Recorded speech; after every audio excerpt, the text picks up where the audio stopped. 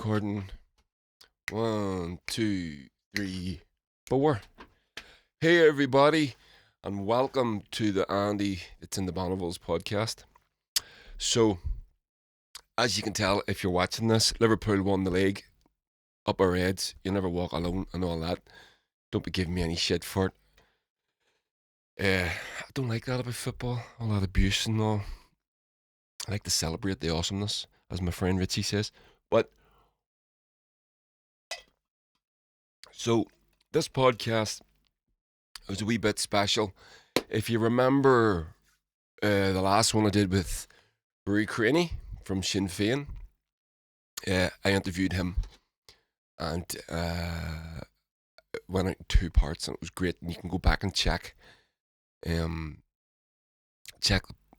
old episodes for that. You'll enjoy those. We got good feedback off of those. But I don't know if you know, yesterday was or this weekend, Glastonbury, the big festival, was supposed to take place in England, and obviously it's been called off because of the COVID thing.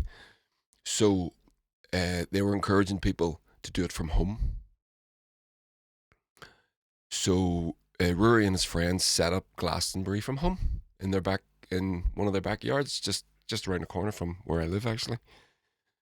So with Ruairi's a very talented musician as well as a political beast, and so he was given the task of setting up like the Leftfield thing and being Billy Bragg.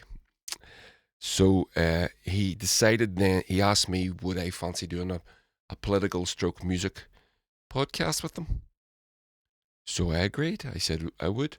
But then he decided that I thought we were just going to go and talk about politics and the usual, and talk a bit about music, maybe politics in music, that sort of thing. But he decided then that he wanted to interview me. So I agreed. So it might be a wee bit weird, me talking about me on my podcast. I don't want to sound all fucking needy and shit. So this wasn't my idea. This was Ruairi's idea, which is fine. So we did it. We set up in his friend Pete's yard, and we did Glastonbury from home, and we talked politics, and then we played some songs. I didn't record those, unfortunately. We didn't have the mic set up, we did have mic set up for the podcast, but then for that it was a bit. I didn't do it. I couldn't be fucking bothered. So here you go, Glastonbury from home, in Pete's backyard here in Lurgan.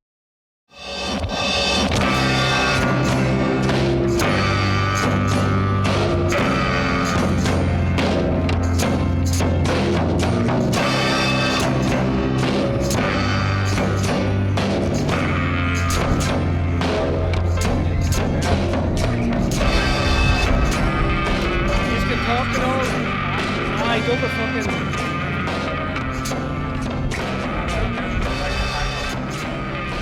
No, keep the music going, I get out to it. Because if anything, turn it up, like, you know.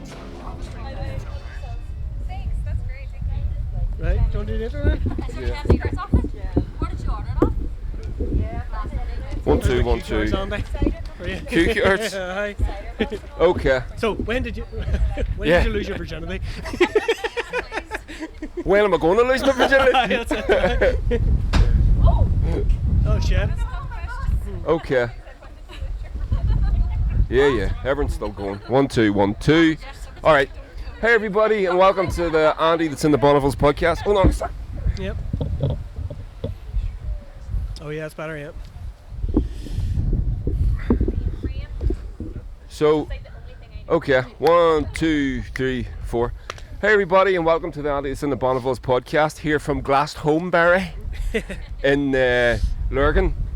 There's people in the room here. Can everybody give us a wee cheer? All right, the first awesome. live Andy That's in the Bonnevilles. Yeah, this is class. I was doing a podcast the other day, and I was talking about how I did a live session from a kitchen, and there was 3 people watching us, and it made me realise how desperate and need I am of attention. And it made me sort of sad and pathetic and satisfied and happy at the same time, which is really bizarre. So we're going to do it from here, but the difference is Ruairi Creaney, who you know from me interviewing him about politics is going to interview me because Rory's a musician. So as well as many other things. So he's going to interview me this time. So here we go. Andy, it's in the Bonnevilles podcast. 3, 2, 1. Rory. Nice one, Andy. Yeah, first of all, look, I want to say congratulations on the album. When is it coming out? Don't know yet. It's You don't done. know yet? Don't know yet. Why not? Don't know. It's done. It's done. It's recorded and finished. So Right. we'll see. Because I listened to 1 or 2 tracks of it. It's nothing like the Bonnevilles. Like, No. you know, that really kind of took me off guard. What was up with that? Why did you kind of go the different direction musically? Just well, we're being on the road with the Bonnevilles so much, Aye. and I kind of felt that I was a wee bit burnt out, and I felt like I might have wanted to quit at one point. Really? Yeah, it got that bad. So I decided to, because the Bonnevilles is what the Bonnevilles is. It's just a sort of, you know, a big, loud, sort of fast Aye. punk blues band, and so I wanted to kind of challenge myself a wee bit. So I built the studio, and then just decided to start writing from a different place. So we'll come at it from with a drum beat or a bass line or a lyric or a melody, and just try and write a song that way. And you did it all in your own shed out the Whole- backyard? Class. Studio. So, excuse me. so you look. You were saying as well about I know you sent me the kind of the sleeve that's going into the record as well, kind of giving you the background of the record. The record's called Northern Gothic. Yeah. First of all, tell us about the name of the record. What is up with the term Northern Gothic? What's it behind it? And secondly, I want you to delve a wee bit into kind of the burnout you experienced. The fact that you were kind of thinking about even quitting the Bonnevilles is kind of a big revelation for me. What happened? What was it? I mean, I know you're kind of touring all around Europe all the time, and must be a hectic lifestyle. If you want to kind of talk about that as well. Well, the sleeve Northern Gothic is sort of. I love American culture. I love American mid-century culture. It's kind of where I get a lot of inspiration from musically and literature and stuff like that. And so there's a Southern Gothic is a sort of is a phrase for a certain part of that. Aye. Which is from the original. It's the original use of those words. It's completely changed. So Northern Gothic, it just kind of worked for me. It just, as a phrase, it just kind of worked. Yeah. The burnout thing was like what we did when we released our 4th album on Alive. We did 5 tours and did something like 5 tours in 4 months. Yeah. And one of them was a 3-week long fucking, you know, we drove on average a day, 9 hours a day driving, and it was. I mean, it's a thing, but I'll be honest with you. I think probably the burnout come from doing it over and over again, and then being really fucking old, and just going. I'm not sure. I think I could take a driving job in Tesco's right now because this is hard, and I don't know that we're getting the work that we're putting in. We're not, you know. It's just the I suppose reward. that's natural with any kind of creative job, yeah, isn't it? Like, yeah. as you know as well from the previous podcast we did, I work for Sinn Féin, and I kind of get that as well. Yeah. Like, you're constantly on, you're constantly Yeah. trying to have to think of ideas, and sometimes just like it would be easier just to be a Yeah. taxi driver or something, you know, and Yeah. just I go to remember- your job, go home. And I remember Jane, when my wife's here, Janie, anybody that knows the Bonnevilles knows Janie, and at one point I said, it was a few years ago, I was thinking of quitting, and she says to me, if you quit, I'll leave you. Is that because you get out of the house all the time? She's left on her own and a bit of peace. Like. So I'm assuming she was sort of having a joke, but I'm assuming. And so how close were you really to the Bonnevilles and to leaving the Bonnevilles? How kind of realistic was that really? Well, Was that a it serious consideration? Like, Yeah, it went through my head. I was thinking of quitting altogether. I mean, I wouldn't have quit music. I would have carried on writing and going to sessions and things like that, Aye. and trying something like that. But I think it was really hard. I mean, Janie should be up here to tell you about it. But it was. I mean, I've come off the road. I've collapsed. I've collapsed in the bathroom, like getting like first night home, and I get up in the middle of the night and think I'm having a fucking heart attack. Jeannie's father died from a heart attack in front of her, and I dropped to the floor after coming back from a tour. You know, it's that physically demanding. It really is. You need the idea that you go out and you do. You know, you go out and do loads of drugs and loads of sex and you fucking drink all the time and you just have a great old time. Sure, we all know the stories about the people that did that. Look at the way they ended up. So if you're not into that, and we're not a big band, so we don't have a tour bus, so we don't have people driving us. So we do all the driving. We bring 1 or 2 roadies tops, and it's 16, 18, 20 hours a day of work. Bang, bang, bang, bang, bang, and then you've got to go on stage and deliver it. If you've seen the Bonnevilles, you'll know that we're a high energy band, and you know. So, and then at the end of that, you got to break it all down, get it into a van, drive for 2 hours to a hotel because you want to put 2 hours in on the road that night. Because you can do a lot of driving at night. You can drive at 120 kilometres an hour at night, 140 kilometres an hour with an empty motorway, and that 2 hours is going to take you 5 hours the next day. Yeah. So you do it at night. So you've been on the road for 18 hours. You've been going, and you get 3 or 4 hours sleep, and you're up the next day. And how long have you been doing that? 12 years. 12 years, aye. Long time. What would you do if you left the Bonnevilles then? Like, so obviously, like, you have to make a living. Like, what would you have done? I think Tesco's would suit me. dropping groceries at people's front doors. That's good unionised employment, you know. I can fucking do that, no problem. It's as good as any. Little. So, see, another thing you kind of touched on in the sleeve of the record as well. I'm sure it's probably a theme in the songs. I've only heard 1 or 2 of the songs, so don't know the theme of the album, but. You also talk a bit about like writer's block and kind of like your creative juices kind of just being extinguished. Tell us about that, and like how did you kind of overcome that? Because everybody does it, no matter how much of a beginner of a musician or as advanced as you are, you will always get that you get into that musical rut. How did you get out of yours? Well, the first thing I did was I decided that I didn't want to quit. I made that decision in my head that I don't want to stop. So I then leaned into other things. So I started painting. I used to draw a lot and paint a bit, and so I started painting again, poetry, reading, anything. And you find that, and I take notes. I keep notebooks and stuff. So you find that you just lean into those things, and it starts to come. And more often, it's crap, it's rubbish, and you do right. You know, your stuff will be shit, but you just keep going. I know, and I do, but I mean, again, a quote that I use freely, Pablo Picasso, he says, you know, inspiration will find you, but it must find you working. So you just keep going, and push through, and then you get into a groove, and then you start to realise, oh, that stuff I wrote maybe a month ago isn't so bad, or, you know. And like, see, I think you're kind of hitting on really serious points as well, because obviously with the coronavirus pandemic, people not being able to work, and it's one of the biggest kind of hit sectors is arts, culture, music, and it's very kind of undervalued in society, really, when you know you see musicians like yourself having to kind of really bust your balls to make a living, and then when a pandemic hits, you're left with basically kind of no income. And like the reality is, like, none of us would be anywhere during the whole lockdown without the arts, without music, without Netflix, without acting, without books. So it's like absolutely vital to kind of.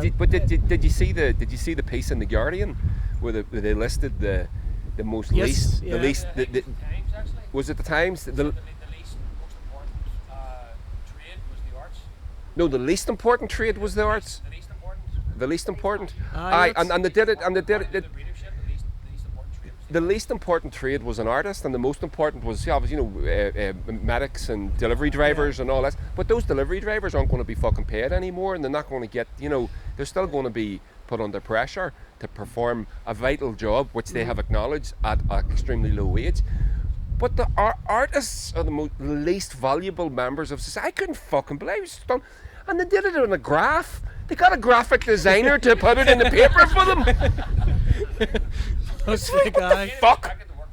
Yeah. They don't see what goes on in the background. That's it. And see, that's the important point. And Marco's kind of hit on it as well. That, like, as you said, like this image that people have of musicians living the high life, like sex, drugs, rock and roll, and all that. But the reality is, it's a really fucking hard graft. Don't get me wrong, it's a rewarding job. I love it. I mean, it's took me. I've put my physical health on the line, and luckily I have the support of Janie and my kids, and they love what we do, and we've got to do great things. We've got to go to festivals and meet people. We've been to America, we've been down south in Mississippi, and we've got friends that we to this day we call friends, and we've got to do things that we otherwise wouldn't have done. But it has come at a price. It comes at your financial security. Often in this industry, it's mental health is a big issue for a lot of people. But we managed to get through it, and I'm not complaining, I wouldn't change it for the world. Yeah. But sometimes you get that point, you know, I'm in my 40s now, and you're like, Is that all? yeah, late 40s. And I know I look 70, but I'm only. But you do get that point where you sort of start to look at your future and you go, what am I going to be doing when I'm 60? You know, you've only got so many productive years left. You know, and we're not a huge band. I can't rely on royalties. We do get royalties, and thank God we've got a great record label, and they really look after us as much as they can. But the reality is we are a small band, and you only sell so many records, and you can only do so many tours, and you can only ask for so much money per show, you know. And that money, what you tend to find is that the money goes backwards. So you sit for months maybe doing nothing. You're not doing nothing, you're writing, but no one's paying you for it. So then when you do get paid, that goes back. So then you're always chasing the zero, the point zero. You know what I mean? Yeah. And so are the Bonnevilles here to stay for the time being then? Oh, yeah. They are? Yeah. Good. Yeah! The Bonnevilles. Oh, bless you. Oh. So we're going to come back to music in a bit. So obviously, like Pete has asked us, all of our mates were hosting Glasthomebury in his backyard, and we've all been asked to do kind of different themes, and this is supposed to be Leftfield, supposed to be Billy Bragg, and clearly not Billy Bragg, so we'll have to delve a bit into politics. So you're obviously a prolific tweeter, you're an outspoken socialist. I want to talk a bit about that, about your politics as well. So like, I want to start with a really simple question, like why are you a socialist? What kind of brought you to that? Was there a particular event in your life? Was there a particular book you read that kind of a light bulb moment happened, and you're like, yeah, that's kind of the ideology for me? What is it? I'll be honest with you. I think it could run true with a lot of people. I mean, I wasn't brought up in a particularly political household in Northern Ireland. We all were raised in the Troubles. You know, if you delved into politics, you could be sending your child into danger, if you know what I mean. So we were kind of shielded from that as much as it was. I think I've always been a socialist. I think I was born a socialist. For me, socialism means tribal, means looking after one another, which is what we're designed to do as a species almost. You know, this libertarian idea that we're all individuals born to roam free and fuck everybody is a load of shit. We're not. That's not who we are as a people. But no, there was no book or anything. But I do. There are political memories. I remember the hunger strikes. That was a big thing. And although not understanding what they were, and then I would say the one thing that sort of made me go, okay, whatever this is, which is the establishment, I don't like it, and it's because that's just wrong, and that's with no political education, was the poll tax. Yeah. I remember the poll tax thing, Margaret Thatcher and all that. I remember that being a thing, and going, no, that doesn't sound right to me. That sounds wrong. And I didn't know what it was. I didn't know what socialism meant. Same as everybody else. 30, 40 years of propagandization over the course of my life that everything socialist is wrong. Yeah. But at that age, at young age, being able to go, no, that's not right, and whatever that is, then I'm the opposite of it. Yeah. Very simple. But it's kind of like anybody kind of starts up. Yeah. So like, talk about a bit about your development. Obviously, you identified kind of injustices that are happening in society, hunger strikes, the poll tax. Like, what was it made you kind of investigate more into it? And like, I mean, who were the kind of people that influenced you to develop your own political ideas? I mean, was there particular writers, activists that influenced you to steer towards the left? I would say over the past, I've always, as I say, I can look back and say I was always a socialist, but I didn't realise I was a socialist. I wouldn't have used that word because I didn't know enough about it. The ideology wasn't there. The thing that you're talking about the ideology, to get the words down so that people know what they mean. Yeah. Because the right wing, they've got their ideology, you can be sure of that, but we maybe don't have ours so much. I would say over the past 10 years, I would say people like George Galloway. In America, people like Jimmy Dore, the podcaster and comedian. Yeah. So that there'd be more contemporary people. So things like that. And I would say also one of the if we're going to identify one single thing that opens up the gateway to people going, yeah, I think I'm one of them. Yeah. It's YouTube. Yeah, yeah. The internet. Yeah, just The internet has social media done a great. It's also gone down the other way. Yeah. But for people that can identify the opposite ideology and go, no, that's bullshit. So like you're obviously like a struggling band, like maybe not struggling financially, but like it's obviously came to the wire there in terms of whether the Bonnevilles were going to exist or not. But you spend a lot of time commentating on kind of political affairs, current affairs. You've massive interest in history as well. Like, why do you think it's important for artists like yourself to be vocal on these issues? I mean, like you could easily just concentrate on the music. Why do you not? And I did. You did? I did. Okay. Until when? Because I tell you what it was. Whenever I started the Bonnevilles, we were living in Northern Ireland. Everybody was a political band. Even if you were a shite band, you were still a political band. Yeah. Everybody was. There was very few bands just going. Just let's make people dance. Yeah. Because that's the thing too that we need to do. We need to have fun. We need to go out and just rock out and not forget about it, and talk about sex and talk about drinking and talk about partying and. Not that that's what we do. Our music goes deeper than that, but those elements are all in there. Yeah. And the music at the time, maybe not just at the time, but certainly the preceding 5 or 6 years, 8 years before it, to me is very po-faced. And it was important to be able to not be po-faced. Just go fuck it. Let's just go and have some fun. So that's what we did with the Bonnevilles. That's what we started out as.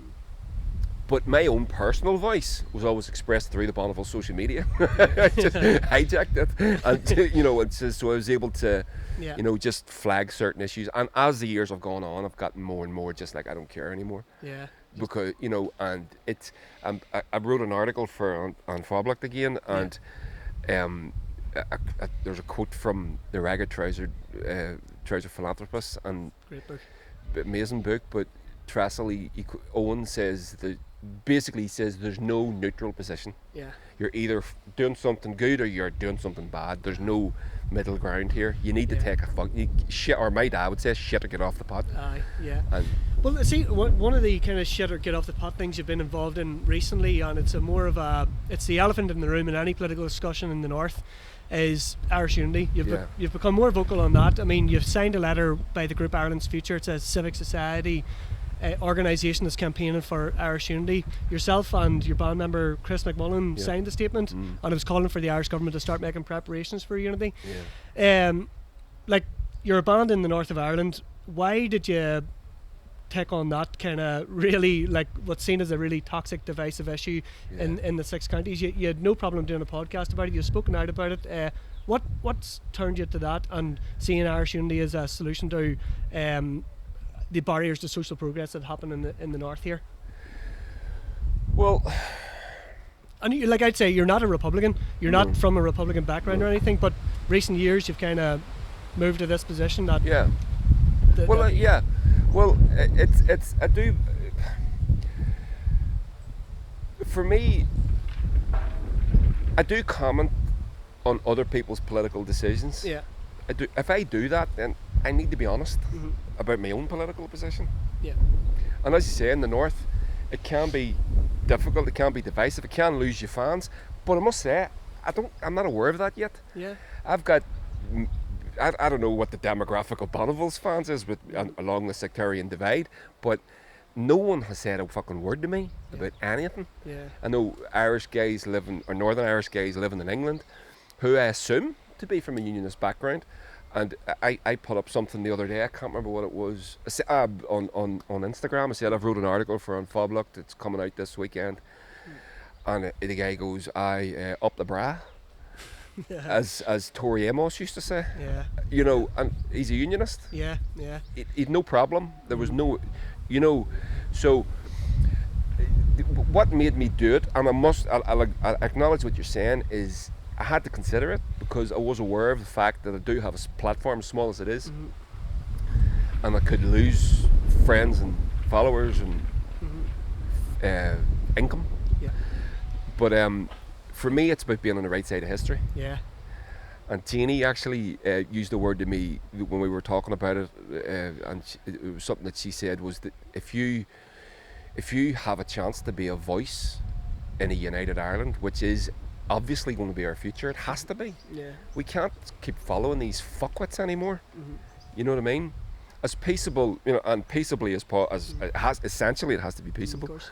But we can't keep doing it. And Jeannie said, if you have an opportunity to go down this path, to be a voice, a small voice in this thing, you have to do it. Yeah, I think you've done, yourself and Chris have done a kind of significant thing in detoxifying that debate, and I think it has been detoxified already without people actually really knowing it, because you say you were kind of shitting yourself before you did that podcast, you're expecting to lose fans, and it just didn't happen because I find it, people have just infantilized people in the 6 counties that we're afraid of having kind of difficult discussions. But you said, like, this is our future. Yeah. I mean, like, the Union with Britain its days are numbered, and you can't ignore this anymore. Like, this is our future. We all need to have a plan. And we need, and this is the thing that I said when I was talking with Jeannie again about this, and we're saying, you sent me a message one I don't know if you were drunk or whatever, but you says me? Yeah. Oh. He says he said so are you going to join Sinn Féin or whatever? Almost drunk guy. Yeah.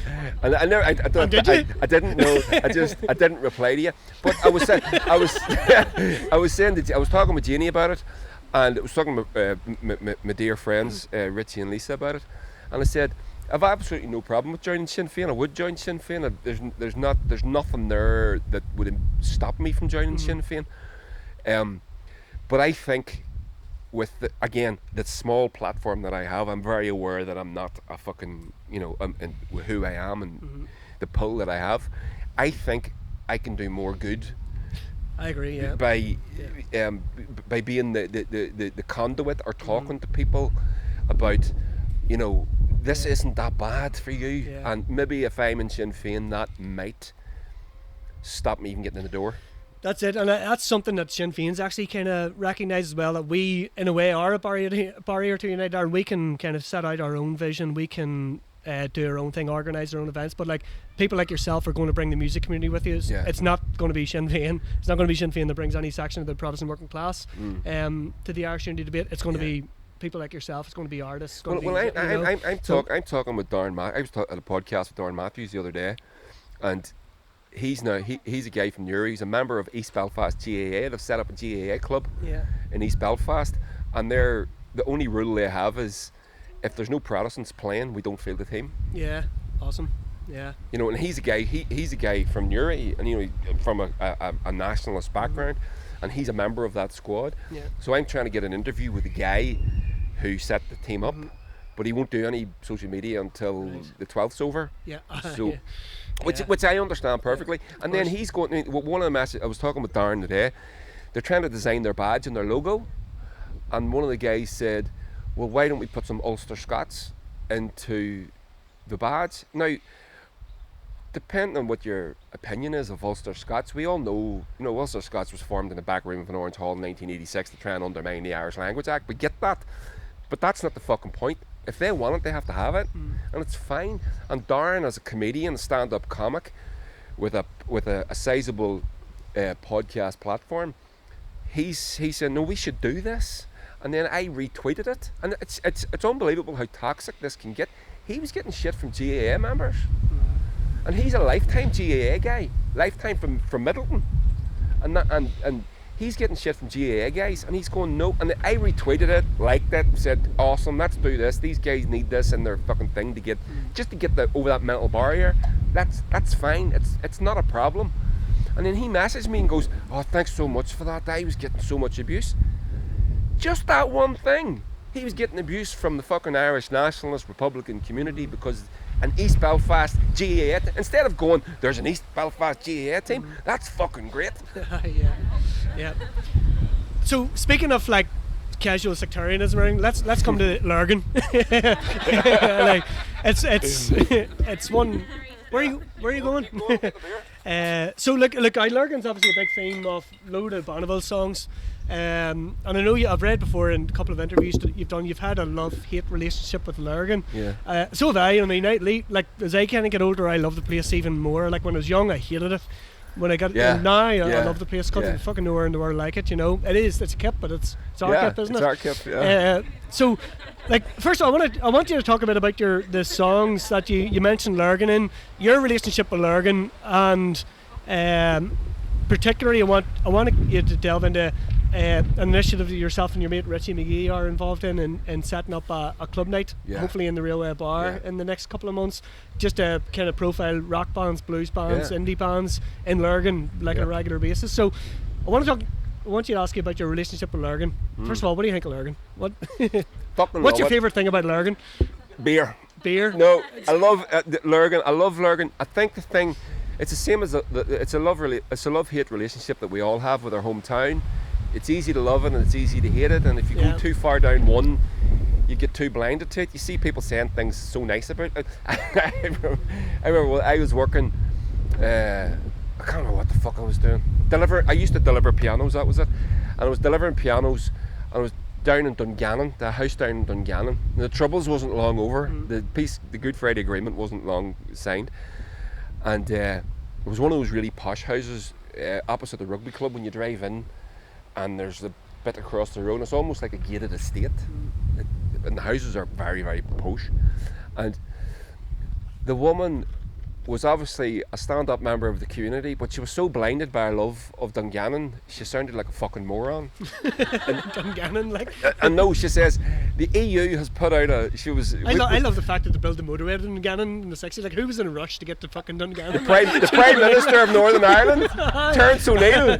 That's why, because he lived in fucking Dungannon, so they built it to fucking Dungannon. But the woman turned around and she says, the EU has put out this report that Dungannon's got the highest quality of life in Europe. Yeah. And I burst out laughing, and the guy that was carrying the piano with me went, fuck up. And I went, is she fucking serious? He's all, aye. And they did. I said, so better than Saint-Tropez, Monaco, Dungannon. Do you know what I mean? And, so you can go down. She was, God love her. She didn't. There's a Dungannon native lives here. Listen, I live in Lurgan. That's all right. No, but you can go. She was obviously obsessed with her community, and no doubt she's done great works and fucking fair play to her. But you can go too far down either path. You can go too far down the hate path. And when I was younger, I did. I left when I was 16, and then I came back, and a few times. And I remember one time flying into Belfast, getting the train from Belfast to Lurgan to come home, and the first thing you see that would identify Lurgan would be St Michael's School there, on your right as you were coming into the town. And I'm involuntarily starting to cry because I fucking hated the place so much. Not St Michael's, I never went to St Michael's. Just the notion of being back in Lurgan. And I come from my feet, it's like, where did that come from? It didn't, and but I'm here. I've lived in Lurgan for 30 years straight, to 25 years straight, and obviously with Janie, I've got them girls, and I love it now. It's fantastic. Yeah. And just on the club thing, we have a great in Lurgan. We tend to put out a lot of. We punch way above our weight with regards to the musicians and the artists that we put out, and definitely. But we've got there's no facility for us. There's nowhere to play. There used to be. It's funny because myself and my mate Chris McCann were talking about this the other week as well. Just like the talent that comes out of Lurgan, like Dackie McCure, Barry Kerr, Stevie Scullion, loads and like really cracking musicians. But it's consistent. It's generation after generation produces them. I don't know why it is. I don't know why it is. There must be something in the water, as they say, but. Maybe there's nothing else to do other than playing music like that. But there used to be. I remember when I was growing up as a kid, you could go out on a Friday night or Saturday. I'm not saying every Friday night or every Saturday night or every weekend even, but you would have a choice of gigs to go to. Aye. You really would. And but now there's nothing. So this is what happened. Richie McGee, my dear friend, he was always sort of saying, we need to do something in town. So they went out to the corner house one Saturday night for dinner, and they finished early, so they decided to come into town on a Saturday night, and they walked up and down the town, and there was nothing to say, and they were like, there's nothing here for us, it's just not, I know some bars put on bands and all the rest, but it's not what we need. So that's the polite thing that the way I'm putting it very polite, what he said was not for fucking broadcast. It's I know, just, Rissy, he went mental. About 2 o'clock in the morning, he's like, so we formulated the plan with Janie and Lisa, Richie's partner, and we formed the Black Cat Club, and we went to see Anna Noel in the Railway Bar, the back room. It's perfect. It's just set up. Literally walk in, turn the lights on, and you've got a gig. You know, it's 170, 180 capacity. And we formulated the plan to start the Black Cat Club. So You had one night before it didn't happen. Whenever we sold out the Bonnevilles. So what we did was the Bonnevilles, we were going to do a gig as seed money. So I would have put $2,000 in the bank. What was the wee theatre night though? Wasn't there around the start of March? Or No, we did nothing. was the night on Friday night though? Oh no, that was nothing to do with us. Okay. We were just kind of pushing it, promoting it a wee bit, and telling. The crowd were there, then, Yeah. The music crowd were all there. Yeah, the music crowd were all there. That's right. Yeah, I can't remember. Expectation that things were gonna I happen. can't remember exactly what that was. But here, Was it a Saturday night? Yeah. but here's the great thing that so we sold out the Bonnevilles gig. So we announced a comedy gig. So Mickey Bartlett from Lurgan again, a comedian, and he started to book the comedians. So he's sort of our comedy liaison booker guy. So he's reaching out into his community. And we started to book everything, and we were starting to drop the event nights, and they were selling like fuck. And then the pandemic happened, and we said, listen everybody, these tickets are still valid, we're going to go ahead with it. We don't know when, we don't know if it's going to be September, December, January next year, we don't know, but we're intending to go ahead. Your tickets are valid, but if you want a refund, it's fine. You can get your refund. It's all good because it's all done on online, so you can just get your money back. Not one person asked for their money back. Amazing. Not one single person, and they're sitting there with about You didn't get my email then, did you? no. Where's my 15 quid? but there was, but that's the thing about it as well. There was people coming from out of town. You know when they buy the tickets online, so you know that you know where they're from, and there were people coming from out of town, and we're sitting there beside the Railway Bar. So we've got a real link. We started to plan afternoon gigs, comedy gigs. So we're saying we'll do the comedy gigs on a Sunday, so we've got the room, so we may as well do an acoustic thing or do a session or do something like that on the Sunday afternoon, leading into the comedy gig, and then have a fucking soul disco from 10 to 12. Everyone can go home at 12 o'clock. You know, we bit fucked up, but not too late for work. You know, shit like that. So we're starting to. Everybody's working from home now, so Yeah. it's grand on a Sunday night. So there was that, but obviously it didn't happen. But it's Yeah, it's gonna happen after the pandemic. Then that's completely. that's Yeah, good stuff. It's still on. So, like, see, come back to the Lurgan songs as well. Like, I know we're kind of running out of time here. I've got 2 more questions. So this is, I just wanted to bring it back to the Bonnevilles songs about Lurgan. Like, was that kind of, what was the background of you writing those songs? Was that therapy of you venting about Lurgan, or was it like pride in the whole time? A bit of pride. And is Chris from Lurgan? No, Banbridge. He's from Bonnevilles, but he knows the notoriety of our. Oh yeah. So tell us about the songs anyway, and your merchandise as well. Lurgan as fuck T-shirt is sold out for Yeah. as well. Yeah, a couple of times. Yeah. Yeah. No, it's just it's that kind of thing because we're a blues, but we're a garage rock band with a blues sort of thing, and I think maybe I'm a wee bit aware of the cultural appropriation thing, and not that I think that we don't do it well or that we have anything to be ashamed of, because I don't think we have. I think we've contributed to the blues thing, whatever it may be. But we're obviously not black guys from Mississippi. Yeah. So the way around that for me was to try and write as honestly as possible, and try and the most honest way of doing that was to drop the word Lurgan into songs. I mean, hardtail Lurgan Great blues. word, isn't it? Lurgan. It's hard. It's a hard L and G. Lurgan. As a lyric, it works. It's like getting fucking punched. But it was about dropping that word in, and it takes people by surprise. You hear, but what it's done, we have an idea of what Lurgan is, being from here. But see, for people that aren't from here, like people across the world know the word Lurgan because they've heard it in our songs. Awesome. We've got a song called Erotica Laguna Lurgana, Yeah. and it's inspired by Jackie Treehorn walking across the beach in The Big Lebowski, right?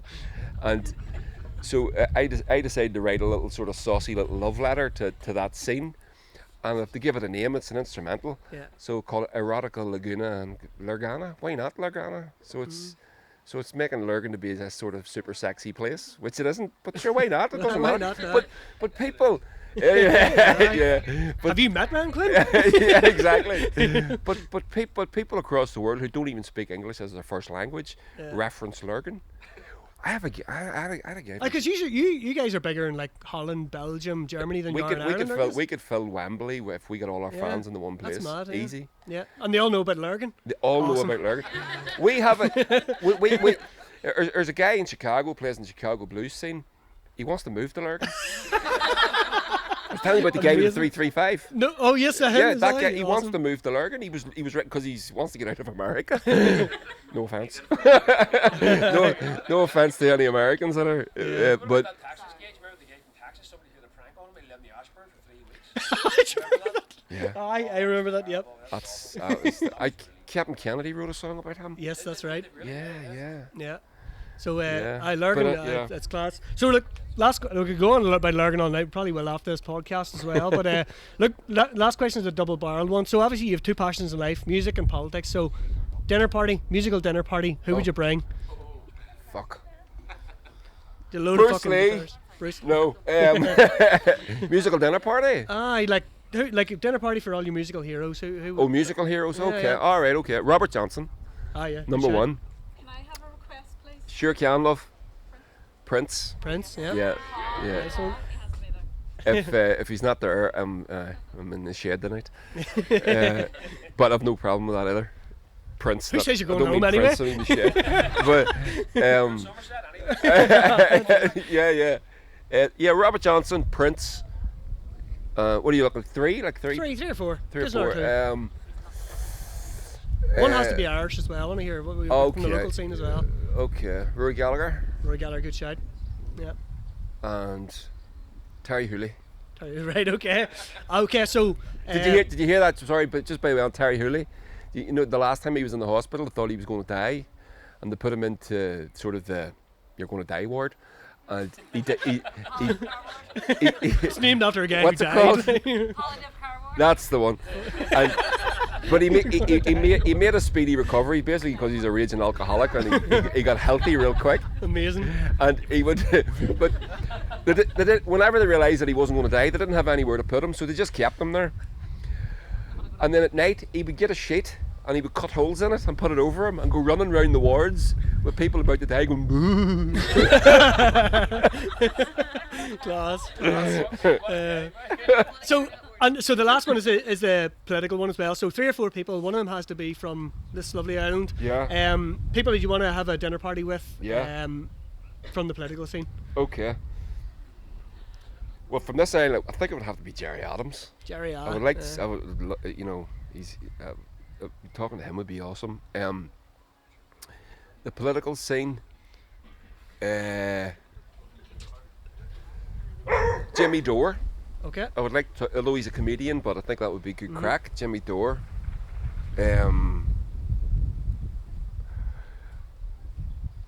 I would. Jeremy Corbyn. I would like to ask him a few fucking questions. Why did you not purge out Keir Starmer What when is you had a wrong chance? with you, you dick? And again, Angela Merkel. Angela Merkel. I'd like to That's talk. a random one. I know. Why? I want to know Ask what her the what she did to Greece. yeah, I'd like to know what the fuck is going on with the EU, and she's obviously in charge. Fair enough. That's not very interesting, but you know, that's a really boring end. it's a boring end, but podcast, I really would know. Yeah, okay. Let's go drink. Can I give you? Does it have to be people that are alive? No, they can be dead if you want to. Oh, they can be dead. And bring a couple of ghosts. Yasser Arafat. Yasser Arafat. Okay, Aye. interesting. Yeah. Yasser Arafat, and obviously James Connolly. James Connolly. Yeah. Obviously James Connolly. Yeah. Why? Why him? I think James Connolly would turn his back on Ireland if he saw what it became after he gave his life for it. Yeah. Literally, I mean, the man went into that knowing he wasn't getting out of it. So, you know, whenever people say he gave his life, no, he didn't. It was taken from him. You find rightly. He knew he his- wasn't his getting out of that, days and were numbered, yeah. and his and God love his family. His family didn't have a pot to piss in; they were fucked as well, and he did it anyway. And what he completely betrayed the ideology, and it sickens me when I see that modern political parties raise his ghost so freely, but without a complete failure to understand a word the man stood for. Yeah. But they do understand. They just use him like a totem. It makes me boke. So you have two dead people. You have James Connolly and Prince. And Yasser Arafat. And Yasser Arafat. That's the same lineup, so, yeah, Yeah. that's all I've got for you, Andy. Come on, drink. And Okay. That's, Cheers. Thanks, everybody. there we go. Good. Awesome. There we go. Up a Lurgan's.